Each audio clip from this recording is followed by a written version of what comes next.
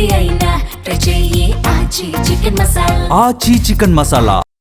RTC కార్మికుడు మృతి చెందడంతో కరీంనగర్ లోపల ఉన్నటువంటి ఆర్టీసీ కార్మికులు పెద్ద ఎత్తున కూడా నిరసన తెలుపుతున్నారు. ముఖ్యంగా ఈ రోజు అతని మృతికి శాంతియుతంగా ర్యాలీ చేస్తున్నటువంటి పరిస్థితి అయితే కనబడుతున్నది. ముఖ్యంగా ఆర్టీసీ సమ్మె ఇటు మూడో రోజుకు చేరడంతో తమ డిమాండ్లను నెరవేర్చాలని చెప్పి కోరుతున్నటువంటి నేపథ్యం లోపల నిన్న ఒక్కసారిగా శంకర్ గౌడ్ మృతి చెందడంతో అయితే పెద్ద ఎత్తున కూడా ఇటు ఆర్టీసీ లోపల నిజంగా ఇది చాలా హఠాత్ పరిమాణం అని చెప్పుకోవచ్చు. ఈ నేపథ్యం లోపలనే వీళ్ళంతా కూడా దిగ్భ్రాంతిగా కొద్దిసేపటి క్రితమే నిరసనలు తెలిపి అతని మృతికి శాంతియుతంగా ర్యాలీ తీస్తున్నటువంటి పరిస్థితి లోపల ఏంటిది అంటే మీ ప్రధాన డిమాండ్లు ఏంది? నిన్న ప్రభుత్వం కూడా మీతో మాట్లాడేటువంటి ప్రయత్నం చేసింది. అంటే ఏ డిమాండ్లను ఒప్పుకోలేదు?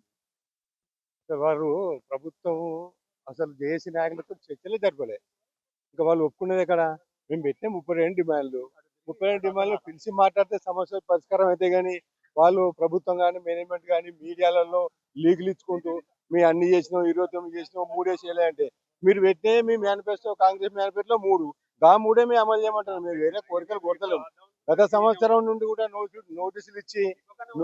నోటీసులు ఇచ్చి మీరు మధ్యవర్తిత్వంగా కోదండరాము గారిని పునమినేని సాంబశివరావు గారిని పంపించి ఒక వాళ్ళను వాయిదా వేసుకోమని మధ్యవర్తం చేసి 1 ఇయర్ పోస్ట్పోన్ చేయమన్నారు. చేసినా కూడా సమ్మె మార్చి 13వ తారీఖు నాడు నోటీస్ ఇవ్వడం జరిగింది. సమ్మె నోటీసు మార్చి 13 నుంచి కూడా మీకు తీరికలు లేవా? ఒక హాఫ్ అన్ అవర్ 1 గంట టైం ఇచ్చి మరి ఏంది మీ సమస్యలు ఏంది, మీ డిమాండ్లు ఏంది, మీ పరిష్కారం మేము మేనిఫెస్టో పెట్టినాం ఖచ్చితంగా పరిష్కరిస్తామని జేఏసీ నాయకులను పిలిపించి మాట్లాడితే అది సానుకూలంగా ఉండేవాళ్ళం కదా.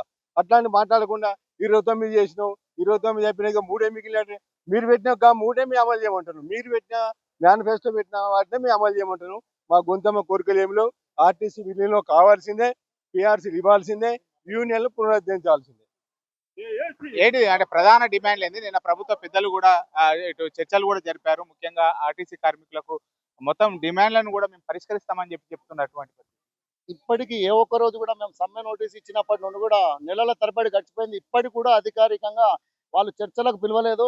మరి అన్ని బూటకపు మాటలు చెప్తూనే కాలయాపన చేస్తున్నారు తప్ప అధికారికంగా చర్చలకు పిలిచిన రాద్ధాంతం ఇప్పటి వరకు కూడా లేదు.